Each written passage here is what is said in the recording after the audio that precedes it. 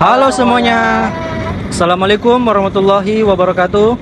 Om Swastiastu, salam nama budaya, salam kebajikan, dan salam rahayu. Perkenalkan, kami dari Fakultas Ilmu Sosial dan Hukum, Program Studi Hukum Bisnis, Universitas Negeri Makassar, Angkatan 23. Di sini kami akan menjelaskan tentang pengelolaan keuangan negara terhadap pemerintah, Undang-Undang Nomor 17 Tahun 2003.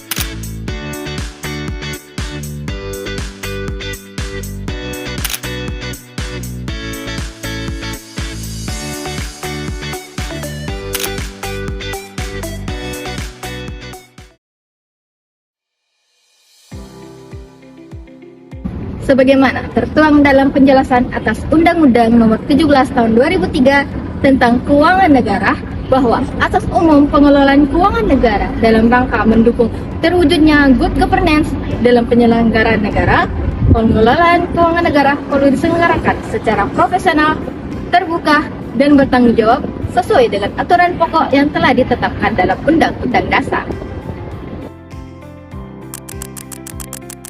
Ekspo keuangan, bukan uang. keuangan, keuangan negara. mengelola keuangan negara.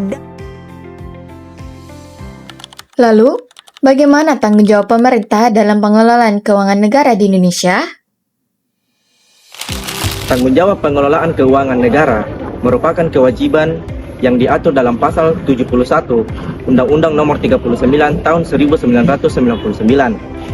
Dalam ketentuan ini dijelaskan bahwa pemerintah harus melindungi, menghormati, dan memajukan hak asasi manusia, yang artinya setiap kebijakan dan pengelolaan pemerintah harus mencerminkan sikap tanggung jawab untuk memberikan perlindungan terhadap hak-hak dasar warga negaranya. Anggaran Pendapatan dan Belanja Negara atau APBN merupakan rencana keuangan tahunan pemerintahan negara Indonesia yang disetujui oleh Dewan Perwakilan Rakyat atau DPR. APBN berisi daftar sistematis dan terperinci yang memuat rencana penerimaan dan pengeluaran negara selama 1 tahun anggaran, mulai dari tanggal 1 Januari sampai tanggal 31 Desember. Perubahan APBN dan pertanggungjawaban APBN setiap tahun ditetapkan oleh undang-undang. Sedangkan anggaran pendapatan dan belanja daerah atau disebut APBD merupakan rencana keuangan tahunan pemerintah daerah di Indonesia yang disetujui oleh Dewan Perwakilan Rakyat Daerah atau DPRD. APBD ditetapkan dengan peraturan daerah. Tahun anggaran APBD meliputi masa 1 tahun mulai dari tanggal 1 Januari sampai dengan tanggal 31 Desember. APBN maupun APBD juga punya tujuan sebagai pedoman penerimaan dan pengeluaran negara dalam melaksanakan tugas kenegaraan untuk meningkatkan produksi, memberi kesempatan kerja, dan menumbuhkan perekonomian untuk mencapai kemakmuran masyarakat. APBN maupun APBD memang dirancang oleh pemerintah, namun harus mendapat persetujuan DPR.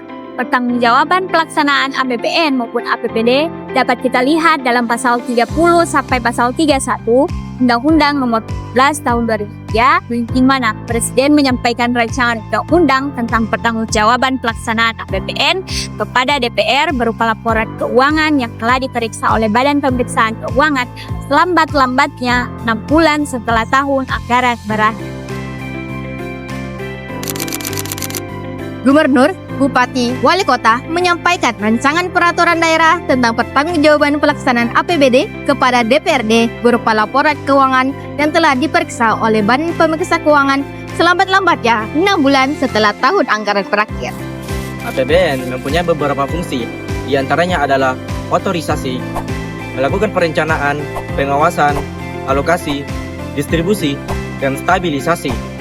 Semua penerimaan yang menjadi hak dan pengeluaran yang menjadi kewajiban negara dalam suatu tahun anggaran harus dimasukkan ke dalam APBN. Surplus penerimaan APBN dapat digunakan untuk membiayai pengeluaran negara pada tahun anggaran berikutnya.